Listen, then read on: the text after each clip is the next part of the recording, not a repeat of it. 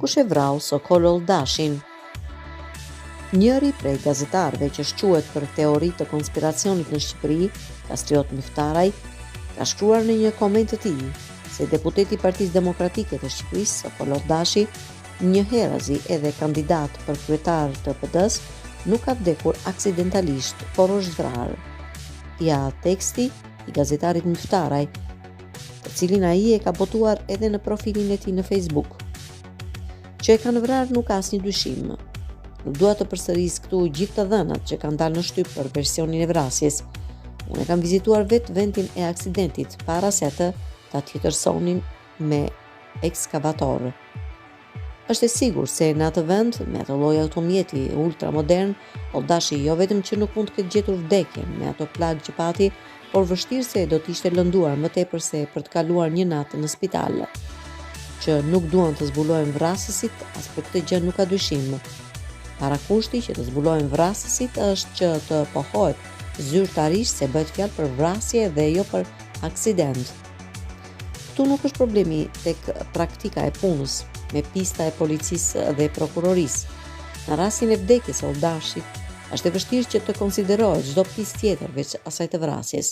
Por policia e shtetit dhe prokuroria nuk duan që t'ia zbulojnë vrasjen e Oldashit. Përse? Shumë socialistë thonë si NZ se Oldashin e kanë vrarë, por e vërteta nuk mund të zbulohet. Kjo më tepër është një alibi për mos zbulimin e së vërtetës.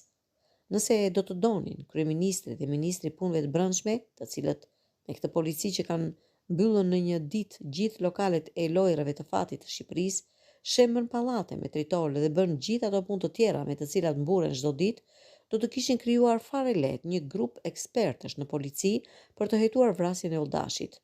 E njëjta gjë mund të thuhet edhe për prokurorinë.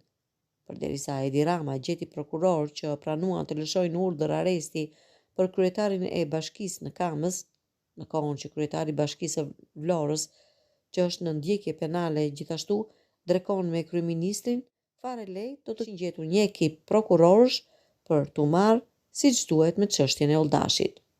Përse Edi Rama nuk do që të zbulohet e vërteta e vdekjes së Oldashit?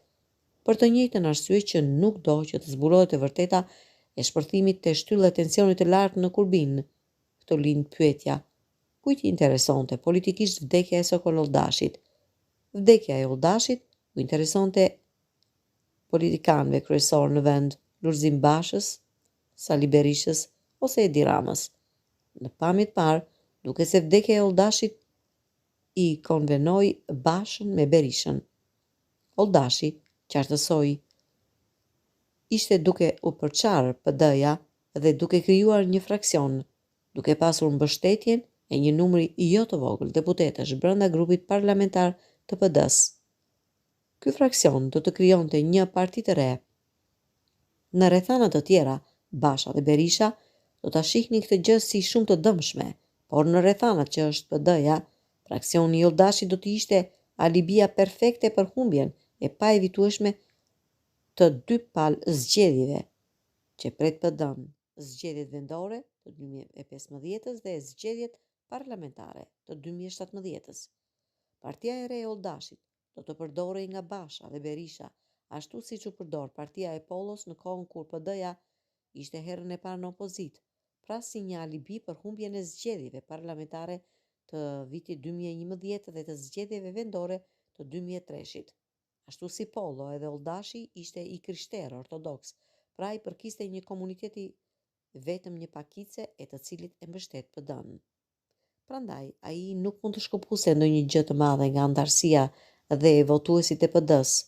Oldashi mund të bëhej i rrezikshëm nëse e bashkohej me partinë e Bamir Topit, por Basha dhe Berisha e dinin se Oldashi ishte ambicioz dhe nuk do të pranonte kurrë që të bëhej numri 2 në partinë e Topit, gjë që nuk e pranoi as Kreshnik Spahiu, ashtu siç i shërbeu Berishës, dalja më vete në zgjedhje e Topit dhe Spahiut, ashtu do t'i shërbente edhe dalja më vete e Oldashit dhe Topit. Por në lojën politike ishte dhe faktori Edi Rama. Arsye kryesore që Sokol Oldashi po shkëputej nga PD-ja ishte që ai të siguronte nga Edi Rama imunitetin faktik, pra që nuk do të arrestohej për shpërdorimet që kishte bërë me detyrën gjatë 8 viteve që kishte qenë ministër, me një ndërprerje prej 2 muajsh, kur kandidoi për kryetar bashkie në Tiranë më 2017. Dhe Oldashi kishte qenë në ministri me shumë para, ku ishin bërë shumë abuzime. Vërtet që nuk ishte Edi Rama ai që e nxiti Oldashin që të kandidonte përballë Lulzim Bashës për postin e kryetarit të PD-s, por ishte Edi Rama ai që e nxiti Oldashin të bënte provokatorin, duke thënë se zgjedhjet në PD-n qenë të manipuluara. Që nga Koriku, kur Oldashi shpalli kandidaturën dhe deri në nëntor kur vdiq, janë mbi 300 telefonata midis tij dhe Edi Ramës dhe kuptohet që tema e bisedës nuk ka qenë eksperienca e tyre përbashkët si kandidat për kryetar bashkie në Tiranë në 2007. Por Edi Rama, për të nxitur Oldashin, i premtoi atij para për të financuar përçarjen e PD-s, si dhe i premtoi që ta lejonte të fitonte Bashkinë e Tiranës nëse do të kandidonte në 2015. Oldashi natyrisht nuk besonte shumë në premtimet dhe më tepër donte parat. Por Rama kishte plane të tjera dhe ato nuk ja zbulonte Oldashit që në fillim.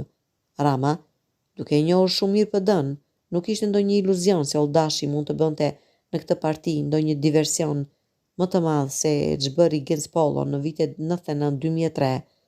Rama e dinte se për të nxjerrë një rival të vërtet ndaj Bashës, por edhe Berishës në PD, duhet një politikan që të jetë me origjinë autokton nga pjesa e Shqipërisë si për shkumbinit. Rama mendonte dhe ende mendon se këtë rol mund ta bënte më mirë Bamir Topi. Prandaj Rama i kërkoi Oldashit që me mbështetësit e tij të mos krijonte një parti të re, por të shkonte në partinë e Bamir Topit së bashku me grupin e mbështetësve të tij në PD. Oldashi duhet të shërbente më tepër si katalizator që nga PD-ja të shkëputeshin të tjerë njerëz, kur të shikoni se Oldashi dhe disa deputetë të PD-s shkuan te partia e Bamir Topit. Oldashi e kuptoi se Edi Rama donte ta përdorte thjesht për diversion si numëror Topi, siç thuhet në artilleri dhe që në këtë rast shkon mirë për shkak të mbiemrit të Bamirit. Prandaj Oldashi kërkoi që së pakut të jepeshin parat që ishin premtuar për t'i bërë diversionin, por Edi Rama donte që parat t'i përdorte Bamir Topi që t'i rritej autoritetin në PD. Rama e dinte se Oldashi ishte manjak i Bixhozit dhe se kishte shumë mundësi që parat e projektit për përçarjen e PD-s të përfundonin në kazinot e Malit të Zi. Kështu që marrëdhëniet mes Ramës dhe Oldashit u tensionuan shumë në javët e fundit para vdekjes së Oldashit. Mes tyre, në këtë kohë ka pasur mbi 100 telefonata dhe shumë SMS nervoze. Oldashi ishte nervoz se kohët e fundit që kurse kishte dalë në opozit po humte shumë në Bixhoz. Gjithashtu, e kishte tepruar shumë edhe me alkolin. Rama e kuptoi se Oldashi duhet të nxirrej nga loja dhe Oldashi doli nga loja atëherë kur duhej. Tani Bamir Topi mbetej i vetmi lider i mundshëm për ata që donin të shkëputeshin nga PD-ja. Aq me zell e kishte marrë Bamiri këtë punë sa ishte i vetmi politikan që në natën e fundit të vitit, në 31 dhjetor 2013, doli në një intervistë gjatë televizive ku i ftoi hapur deputetët e PD-s që të shkëputeshin nga grupi parlamentar i kësaj partie dhe t'i bashkoheshin partisë së tij. Tani Edi Rama dhe Bamir Topi po endeshin në skenën politike me arkivolin e Sokol Oldashit mbi shpinë. Vargani çuditshëm, figura më groteske që u shkonte pas është një deputete e PD-s, e cila që prej vdekjes së Sokol Oldashit bën çmos për të treguar se ajo ka të drejtë të mbajë zi për Kolin, më tepër se gruaja e të ndjerit. Njeriu që di më shumë përveç këtyre për vdekjen e Oldashit është Merobazja, i cili ka thënë në një editorial se ai kohët e fundit kishte qenë një shoqërues i pandar i Oldashit. Merret vesh se për qëllim Merobazja nuk ishte me Oldashin vetëm natën e aksidentit, ka shkruar Kastriot Myftaraj.